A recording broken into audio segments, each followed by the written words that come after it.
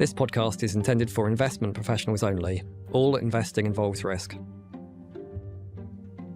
Hello and welcome to L&G Talks Asset Management. My name's Harry Brooks. I'm a content manager here at L&G, and today we're diving into a deceptively simple question.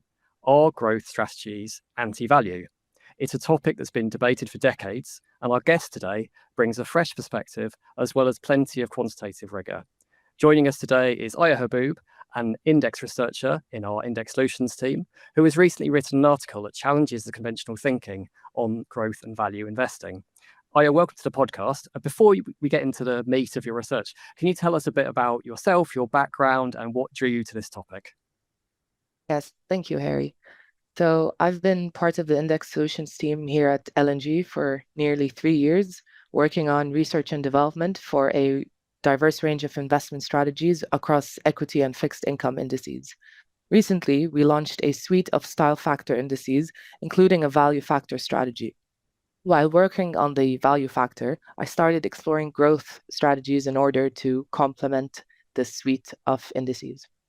So what prompted you to explore whether growth strategies are inherently anti-value? Was there a particular market trend or investor behaviour that sparked the research? Yeah, so while I was researching growth style investing, I frequently came across growth framed as the anti-value.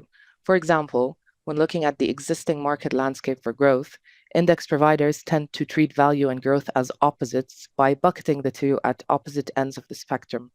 Interestingly as well, I found the academic literature to often define growth stocks in conjunction with high price multiples, implying that these stocks are opposites to value.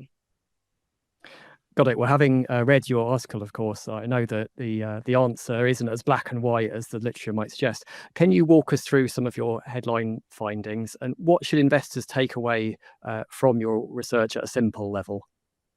Yes, I'd like to tackle this from two perspectives. First, through a micro lens, growth and value aren't mutually exclusive, which means not all growth companies are overvalued, or said differently, not all growth is anti-value.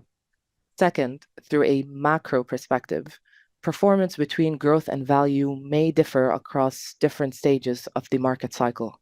Following these findings, the conclusion is that with a pure investment style approach, where growth is defined agnostic to value, investors can potentially capture performance unique to each strategy, as well as benefit from potential diversification by combining the two together. Okay, let's unpack that a bit. You emphasize that how we define growth is really crucial here. Can you explain your definition of growth investing and how it might differ from other people's conceptualizations?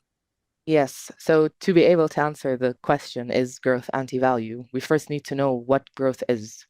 I define growth companies as companies expected to exhibit persistence of their growth and fundamentals for future capital appreciation. Okay, and you can probably guess the next question based on that, which is how does that contrast with value investing in your framework?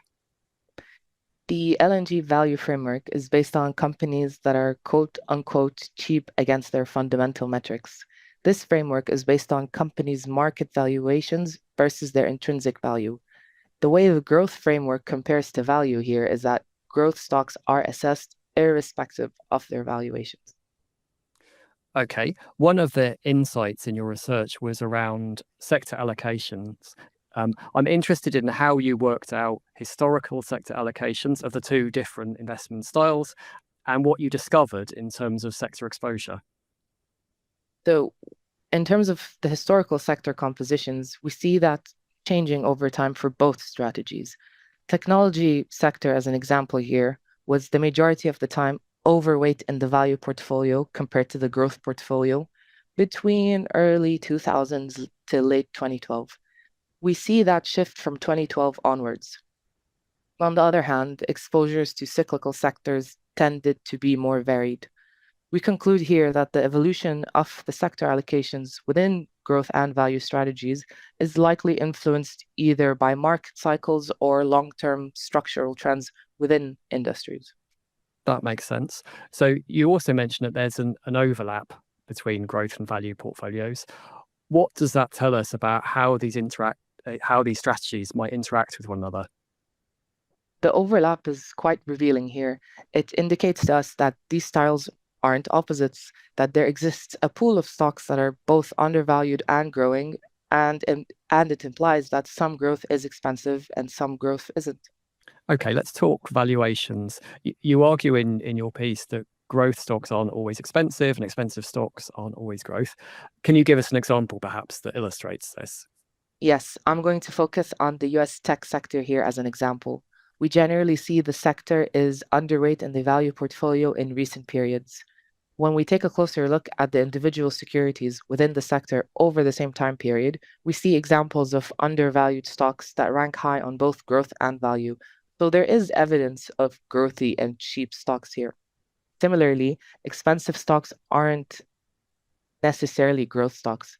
Certain investor biases may lead to the overvaluation of stocks as investors tend to over extrapolate the historical growth too far into the future. For example, some stocks that soared during the COVID-19 pandemic experienced slower growth in the years that followed. And what about fundamentals? How do they help distinguish true growth from what you call anti-value? We looked at the top growth portfolio and we compared it to the anti-value portfolio. The top growth showed stronger fundamentals and modest valuations versus the anti-value portfolio, which had weaker fundamentals and higher valuations. So the fundamental analysis here helped us understand what we're paying for. That being said, I want to mention that we are not defining growth as only the undervalued stocks. Expensive growth may as well exist. The purpose of our approach here is to capture growth across what may be determined as either low or high value. Your research also covers the impact of interest rates and inflation on growth and value strategies. I think that's really interesting. How have these historically influenced the performance of growth and value strategies? In low short-term interest rate regimes, as an example of a risk-on environment, global growth stocks have historically tended to outperform their value counterparts. On the other hand, under high inflationary regimes, we've seen that global value has historically tended to outperform global growth. So, circling back to our original question, is growth anti-value? Your answer, I think it's fair to summarize, is it depends. For investors who don't have your quantitative background, who are trying to navigate the complexities here, what would be your suggestions?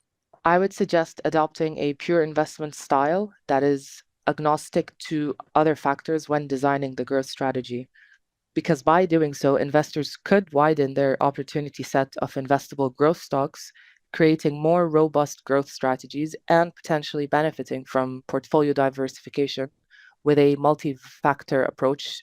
Well, Ayah, thank you so much for joining us today. If you'd like to read Ayah's research, head to blog.lng, where you'll find a wealth of investment insight on a wide range of topics. That's it for today's episode of L&G Talks Asset Management. If you enjoyed this conversation, please don't forget to subscribe and share. As a reminder, this podcast is intended for investment professionals only and shouldn't be shared with a non-professional audience. The views expressed in this podcast are those of L&G's Asset Management Division, as at the date of publication. This podcast is for informational purposes only, and we're not soliciting any action based on it. The information discusses general market, economic, or political issues, or industry or sector trends. It does not constitute research or investment, legal, or tax advice. It is not recommendation or advertisement to buy or sell securities or pursue a particular investment strategy. Assumptions, opinions, and estimates are provided for illustrative purposes only. There is no guarantee that any forecasts made will come to pass. No party shall have any right of action against L&G in relation to the accuracy or completeness of the information contained in this podcast. Where this podcast contains third-party information, the accuracy or completeness of such information cannot be guaranteed, and we accept no responsibility or liability in respect of such information. Not for distribution to any person in any jurisdiction where such distribution would be contrary to local law or regulations. Copyright 2025.